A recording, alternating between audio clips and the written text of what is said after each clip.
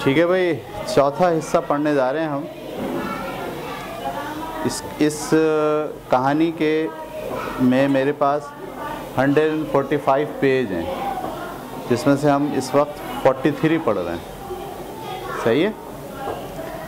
तो आपको याद है उसने बूढ़े ने कहा था मुझे 10 भेड़े दे दो या 10वां हिस्सा दे दो तो मैं तुम्हें ये बताऊंगा कि ख़जाने का क्या पता है। तो उसने पूछा ख़जाना कहाँ है। उसने बूढ़े से पूछा मिस्र में, एहराम के पास। लड़के को हैरत हुई कि बूढ़ी खातून ने भी यही कुछ कहा था मगर बदले में कुछ नहीं लिया था। ख़जाने को ढूंढने के लिए तुम्हें निशानियां पहचाननी होंगी, बूढ़े ने कहा।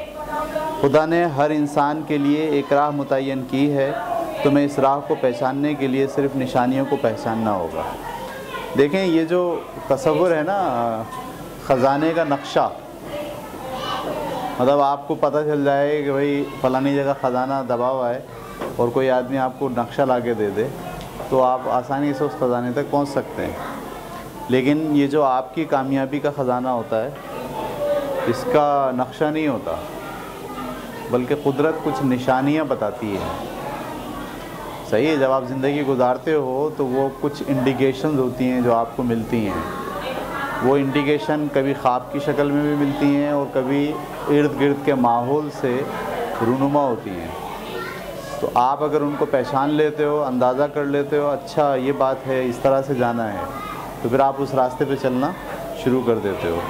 तो ये जो इंसान की सलाहियत होती है ना कि वो अपनी ज़िंदगी के अंदर आने वाली खुदा की तरफ से निशानियों को पहचान सके, ये सलाहियत इंसान को अपने अंदर पैदा करनी है। कैसे करनी है, इस कहानी से आपको अख़ज़ करना। अभी देखिए, ये लड़का भी जो है निशानियों को पहचानेगा, और कैसे पहचानेगा ये हमें देखना है इसमें। तो बूढ़े ने कहा कि खुदा ने हर इंसान के लिए एक राह मुतय्यन की है, तुम्हें इस राह को पहचानने के लिए सिर्फ निशानियों को पहचानना होगा। इससे कबल कि वो बूढ़े की बात का कोई जवाब देता, एक तितली उड़ती हुई उसके और बूढ़े के दरमियान से गुजरी। उसे अपने दादा की बात याद आ गई कि जिसने कहा था कि तितली अच्छा शगुन है। इसके अलावा हशरात, छिपकलियाँ और 4 पत्तों वाले क्लोवर भी, ये जानवर अच्छा शगुन होते हैं। हाँ बिल्कुल, ये अच्छी अलामत है, तुम्हारे दादा ने सही कहा था। अभी वो सोच रहा था और इसने क्या करा, बात जान ली। हाँ बिल्कुल, ये अच्छी अलामत है, तुम्हारे दादा ने सही कहा था, बूढ़े ने इसके जहन को पढ़ते हुए कहा। बूढ़े ने अपनी सदरी खोली। सदरी किसे कहते हैं? वो जो लोग पहनते हैं ना, बड़ी सी बनियान जिसमें बहुत सारी जेबें होती हैं, ख़ास तौर पर वो पहनते हैं जो सब्ज़ी बेच रहे होते हैं, वो पैसे भी रखते रहते हैं, चीज़ें भी रखते रहते हैं, उसको कहते हैं सदरी, स्वाद से। बूढ़े ने अपनी सदरी खोली तो लड़का हैरान रह गया। बूढ़े ने सोने की ज़िराह पहन रखी थी, यानी सदरी के अंदर जो है क्या पहना हुआ था उसने, सोने की ज़िराह, जिस पर कीमती पत्थर जड़े हुए थे। उसे गुज़िश्ता रोज़ बूढ़े की छाती से निकलने वाली खीरा कर देने वाली रोशनी याद आ गई। बूढ़ा वाकई कोई बादशाह था और रहज़नों से बचने के लिए उसने ऐसा रूप धार रखा था। ये लो, बूढ़े ने एक काले और एक सफ़ेद रंग का पत्थर लड़के को देते हुए कहा। एक पत्थर कौन सा दिया है, काला, और एक पत्थर कौन सा दिया है, ठीक है। इनको यूरियम और थोमियम कहते हैं। इनको यूरियम और थोमियम कहते हैं। सफ़ेद का मतलब है हाँ और काले का मतलब है ना। जब भी तुम निशानियों को समझने में दिक्कत महसूस करो तो ये तुम्हारी मदद करेंगे। हमेशा बामकसद सवाल करना, लेकिन अगर तुम खुद से फ़ैसला कर सको तो ज़्यादा बेहतर है। खुद से फ़ैसला करो तो ज़्यादा बेहतर है। ख़जाना एहराम मिस्र में है, जैसा कि तुम्हें पहले ही मालूम है, मगर मैंने तुमसे किसी वाज़ेह फ़ैसले पर पहुंचने की कीमत वसूल की है। मेरी वजह से तुम्हें फ़ैसला करने में आसानी हुई। क्या बात है जनाब इस जुमले के अंदर, ठीक है। देखिए, बाज़ औक़ात ऐसा होता है कि आप फ़ैसले तक नहीं पहुंचते और किसी से आप बात करते हो सिर्फ, और बात में वो आपको कोई बात नहीं करता, आपकी सिर्फ हाँ में हाँ मिला देता है, हाँ हाँ ऐसा ही है, ठीक है, और उसकी बात सुनकर आप कहाँ पहुंच जाते हो, किसी फ़ैसले तक पहुंच जाता है। तो तो ये जो बूढ़ा है, इस बूढ़े ने कोई नई बात नहीं बताई है उसे, सिर्फ क्या करा है, उसको फैसले तक पहुंचने में मदद की है। वो देखो अपनी भेड़ें बेच दी उसने सारी, 10 भेड़ें ला के इसको दे दी, और क्या फ़ैसला कर लिया उसने कि वो ख़जाने की तलाश में जाएगा। ये सब चीज़ें किसकी वजह से हुई? बूढ़े की वजह से। लेकिन क्या बूढ़े ने उसको ख़जाने का रास्ता बताया है? नहीं। तो इसका मतलब है जो 10वां हिस्सा भेड़ों का उसने तलब किया है, वो इसलिए नहीं किया है कि उसने ख़जाने का रास्ता बता दिया, बल्कि इसलिए तलब किया है कि वो उसे किसी नतीजे तक पहुंचाने में मदद दे रहा है। एक बात ध्यान में रख लें आप, जब आप किसी नतीजे तक नहीं पहुंचते, बाज़ औक़ात ऐसा होता है कि बात वाज़ेह होती है, आप किसी फ़ैसले तक नहीं पहुंच पाते, तो फिर आप किसी से मशवरा लेते हैं, राय लेते हैं। सही है। मेरी बात को समझना कि जब भी आप राय लें किसी से, तो राय इसलिए नहीं लें कि वो आपकी हाँ में हाँ मिला है। सही। बाज़ औक़ात हम राय इसलिए लेते हैं कि वो क्या करे, हमारी हाँ में हाँ मिला है। मिसाल के तौर पर आपने ये फ़ैसला किया है कि आप जो है अपने इलाके के अंदर कोई दुकान लगाएंगे, ऐसा फ़ैसला कर लिया अपने लड़कों ने। अब आपने पक्का फ़ैसला कर लिया, हर चीज़ सेट कर लिया आपने, लेकिन आप ज़रा थोड़ा सा परेशान हो, शशोपंज में पड़े हुए हो, और मेरे पास आए दाई साहब के पास कि सर मैं आपसे राय लेना चाहता हूँ, और जैसे ही मैंने सुना मैंने राय दी ये तो काम ही बेकार है, ये मत करो, तो आपको मुझसे चिढ़ हो गई। क्यों चिढ़ हो गई? कि मैंने आपको वो राय नहीं दी जो आप लेना चाहते थे। सही है। तो बाज़ औक़ात ऐसा होता है कि आप अपनी ख्वाहिश के मुताबिक राय लेना चाहते हो, ये तो बात ही गलत है। ख्वाहिश के मुताबिक राय नहीं लेना चाहिए। जब आप किसी नतीजे तक नहीं पहुंच पा रहे, तो फिर आप दूसरे की राय को समझने की भी कोशिश करें। तो यहाँ बूढ़े ने क्या करा, उसको क्या बोला? ठीक है, लड़के ने दोनों पत्थर, अच्छा जी आगे, लड़के ने दोनों पत्थर अपने थैले में डाल लिए। उसने मुसम्मम इरादा किया कि वो अपने फ़ैसले ख़ुद करेगा। ये फ़ैसला उसने कर लिया कि क्या करेगा, अपने फ़ैसले। ये मत भूलो कि तुम्हारा सामना जिस भी चीज़ से होगा वो सिर्फ़ अकेली है, और निशानियों को समझना ना भूलना, और सबसे बढ़कर ये कि अपनी मंजिल को कभी ना छोड़ना। ये इसने बुनियादी बातें क्या क्या याद रखना है। जिस चीज़ से तुम्हारा सामना होगा वो अकेली है, नंबर 1। निशानियों को समझना ना भूलना, नंबर 2। और सबसे बढ़कर ये कि अपनी मंजिल को कभी ना छोड़ना। 3 नसीहतें इस बूढ़े ने की। आखिर में मैं तुम्हें एक कहानी सुनाऊंगा, आखिर में मैं तुम्हें एक कहानी सुनाऊंगा। तवज्जो से सुनिए कहानी, आपको भी गौर से समझ लो। आप वो लड़का हो जो जा रहे हो एहराम मिस्र में ख़जाने के लिए, ऐसे सोच के चलें आप।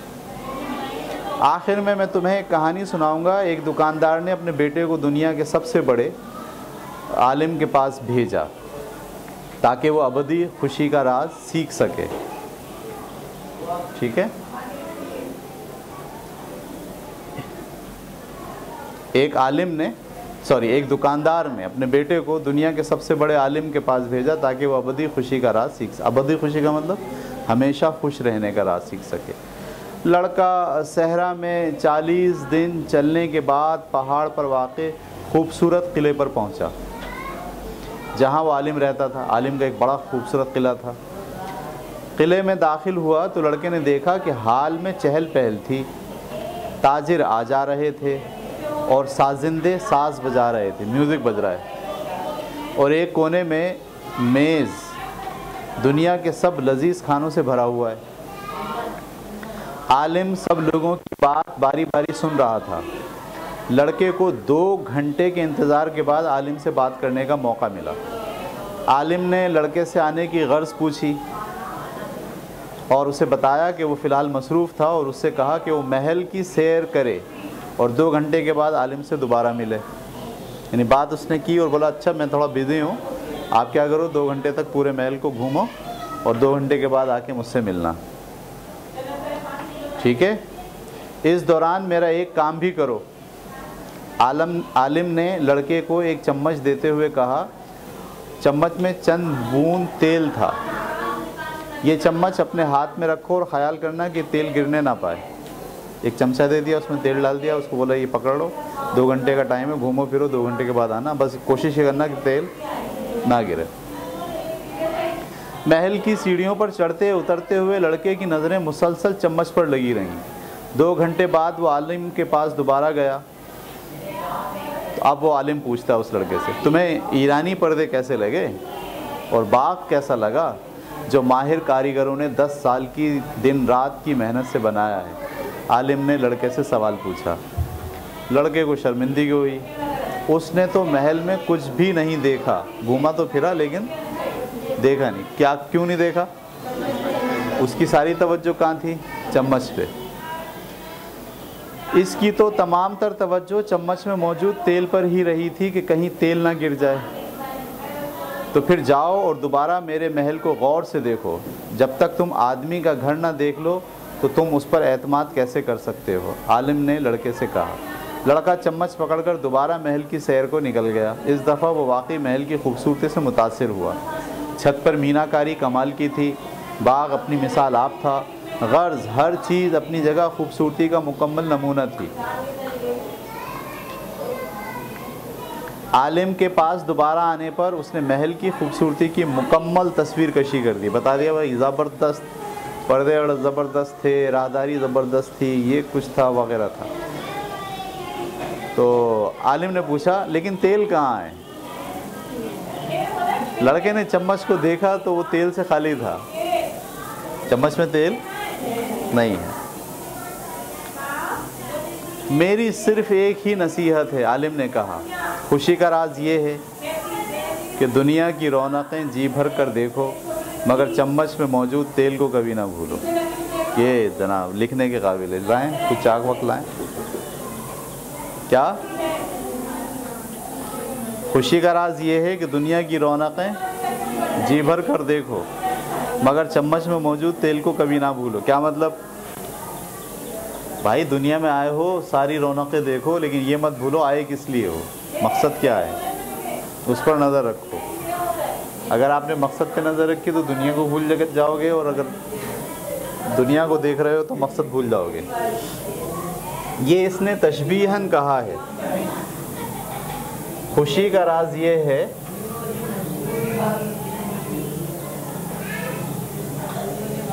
खुशी का राज ये है कि दुनिया की रौनकें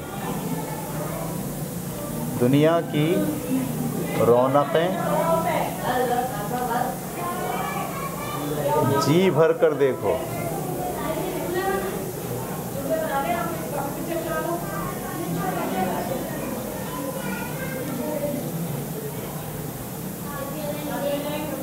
मगर चम्मच में मौजूद तेल को कभी ना भूलो। मैं यहाँ कह लेता हूँ, मगर अपने मकसद को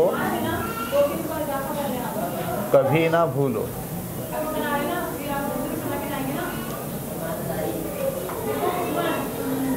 ठीक है?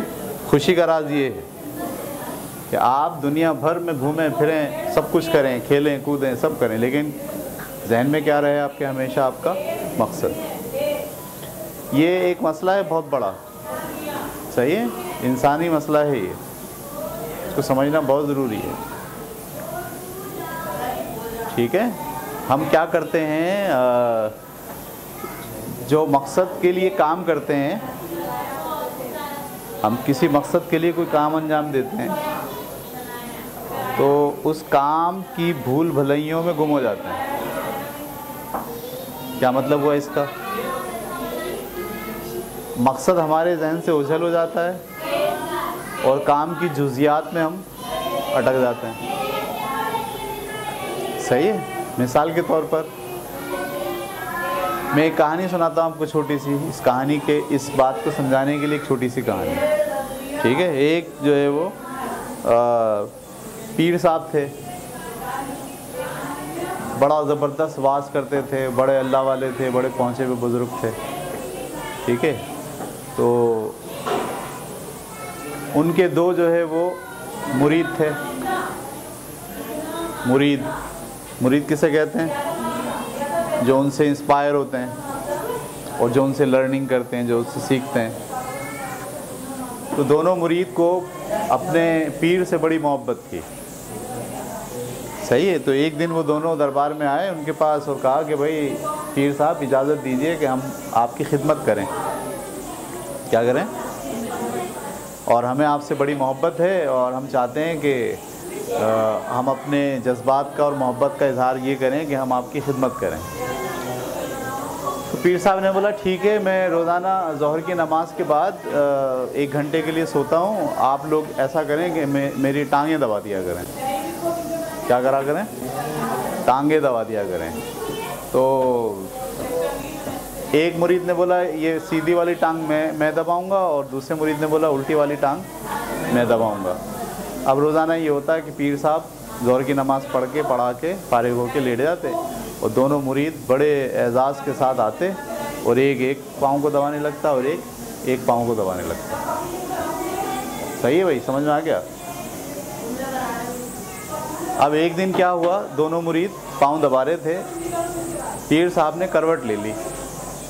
जब एक करवट पे आ गए तो एक जो पाँव था उनका नीचे आ गया और दूसरा पाँव क्या आ गया? ऊपर। तो अब जिसका पाँव ऊपर था उसको तो दबाने में आसानी हो रही थी और जिसका पाँव नीचे था उसको दबाने में आसानी। तो जिसको पाँव दबाने में आसानी नहीं हो रही थी उसको बड़ी चिढ़ हुई कि मेरा पाँव तो नीचे आ गया और इसका पाँव कहाँ चला गया?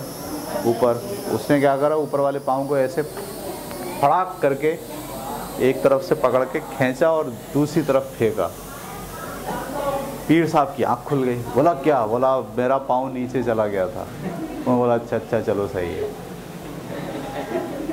अब आप देखिए, आप उन दोनों का मकसद क्या है? खिदमत, पाँव दबाना, पीर साहब को राज़ी रखना। लेकिन आप देखो कि अब जब वो काम शुरू किया है पीर साहब को राज़ी रखने के लिए, तो अब उनके लिए पीर साहब इम्पोर्टेंट नहीं हो गए। क्या इम्पोर्टेंट हो गया? टांग। ये मेरी टांग है और ये तुम्हारी टांग है, मैं अपनी टांग दबाऊंगा तुम अपनी टांग दबाना। अब पीर साहब इम्पोर्टेंट नहीं है, क्या चीज़ इम्पोर्टेंट हो गई? टांग। अच्छा भाई, अब क्या हुआ? थोड़े दिनों के बाद पीर साहब और बूढ़े होते जा रहे हैं, सही है। और ये जो मुरीद हैं इनके भी बच्चे हैं। एक मुरीद का इंतकाल हो गया, एक मुरीद का क्या हुआ? इंतकाल हो गया। तो उस मुरीद के 2 बच्चे थे, वो आ गए। उन्होंने बोला भाई पीर साहब हमारे अब्बा का इंतकाल हो गया है, हम उनके बच्चे हैं, अब ये वाली टांग हम दबाएंगे। तो अब उन दोनों में लड़ाई हो गई, ऊपर वाले हिस्सा कौन दबाएगा और नीचे वाला हिस्सा कौन दबाएगा। तो उन्होंने फैसला कर लिया भाई नीचे वाला तुम दबाओगे, ऊपर वाला। इसी तरह थोड़े दिनों बाद वो पहले वाले का भी इंतकाल हो गया, तो फिर उसके बच्चे आ गए, सही है। अब फिर इन सब में झगड़ा शुरू हो गया, तो ये मेरा हिस्सा है, ये तुम्हारा हिस्सा है, इसको मैं दबाऊंगा, इसको तुम दबाओगे, सही है। तो मतलब डंडे चल गए और एक ग्रुप ने दूसरे ग्रुप के पाँव पे खूब डंडे मारे। तो तुम्हारे जो टांग है उसकी ऐसी की तैसी, हमारी टांग जो है वो ज़्यादा अच्छी है और तुम्हारी टांग ऐसी है। फिर किसी को ख्याल आया भाई यहाँ क्यों आते दबाने, इसको काट के घर ले जाते हैं, वहीं दबाया करेंगे। समझ में आई बात? और फिर ख़ानदान बड़ा हो गया तो पता चला वो फिर जो टांग काट के ले गए फिर उसको कीमा कर लिया और सबको थोड़ा थोड़ा कीमा दे दिया, तुम्हारा ये तुम्हारा ये तुम्हारा। तो सबका फोकस कहाँ हो गया अब? टांग पे, उसके गोश्त पे, उसकी हड्डियों पे, उसके टखनों पे। वो असल बात क्या थी? असल बात ये थी कि पीर साहब की खिदमत करके उनके मंजूर नज़र बने और अल्लाह को राज़ी करें, ऐसे था। लेकिन उन्होंने आहिस्ता आहिस्ता बात कहाँ चली जाती है? कहीं और चली जाती है। आप अपनी ज़िंदगी के बारे में भी सोचिए कि आपने ज़िंदगी में कोई मकसद बनाया होता है और उस मकसद के लिए आप कोई काम करना शुरू करते हैं। थोड़े दिनों बाद मकसद तो हो जाता है गायब, सिर्फ क्या रह जाता है? वो काम रह जाता है, ठीक है। तो यहाँ पर भी इस कहानी को यही समझा जाए कि जब आप दुनिया की रौनकें जी भर के देख रहे हों तो भाई सब देखें, लेकिन साथ साथ क्या होना चाहिए? आपका मकसद जो है उसको कभी ना भूलें। चरवाहा खामोश रहा। बूढ़े बादशाह की कहानी इसकी समझ में आ गई थी कि चरवाहा चाहे सयाहत में मसरूफ़ रहे मगर उसे अपनी भेड़ों को नहीं भूलना चाहिए। बूढ़े ने चरवाहे को गौर से देखा, उसके सर पर अपने दोनों हाथों को फेरा और फिर अपनी भेड़ें लेकर चला गया। कौन चला गया? बूढ़ा। ये हो गया जनाब आपका एक ख़त्म मामला। तुरफा के बुलंद तरीन मुकाम से अफ्रीका की झलक नज़र आती है। मलची ज़ैदिक सिलम का बादशाह किले की फसील पर बैठा हुआ था वो लेवेंत्रा को अपने चेहरे पर महसूस कर सकता था। हवा का नाम है लेवेंत्रा। भेड़ें करीब ही चल रही थीं, उन्हें मालिक की तब्दीली का कोई गम नहीं था, आखिर इन्हें सिर्फ चारा और पानी ही तो दरकार था। मिल्ची ज़ैदिक ने समंदर में एक छोटे जहाज़ को अफ्रीका की तरफ रमा दमा देखा। वह अब इस चरवाहे को दोबारा कभी नहीं देख सकेगा, जैसा कि वो इब्राहिम को कभी दोबारा नहीं देख सका था। इससे भी इसने 10वां हिस्सा वसूल किया था। वलियों की कोई ख्वाहिशात नहीं होती क्योंकि इनकी कोई मंजिल नहीं होती। सिलम के बादशाह की शदीद ख्वाहिश थी कि वो चरवाहा ज़रूर कामयाब हो। उसे इस बात का रंज ज़रूर था कि चरवाहा बहुत जल्द इसका नाम भूल जाएगा। मुझे चाहिए था कि इसके सामने अपना नाम बार बार दोहराता ताकि चरवाहा मेरा नाम याद रख सकता। ए खुदा, मुझे मालूम है ये सब कुछ फना होने वाला है, लेकिन एक बूढ़ा बादशाह फ़ख्र के चंद लम्हात चाहता है। उसने आसमान की तरफ देखते हुए कहा। ये बूढ़ा किसको जाते हुए देख रहा है? उस लड़के को। चाहिए? लड़का चला गया जहाज़ में बैठ के, अफ्रीका समंदरी जहाज़ में। इसे बहुत ही अजीब लगा।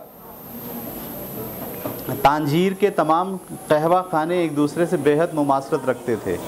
कुछ लोग एक तवील पाइप से कश लगाते थे और फिर इसे दूसरे आदमी को थमा देते थे। अब ये मंजर बदल गया है, ठीक है।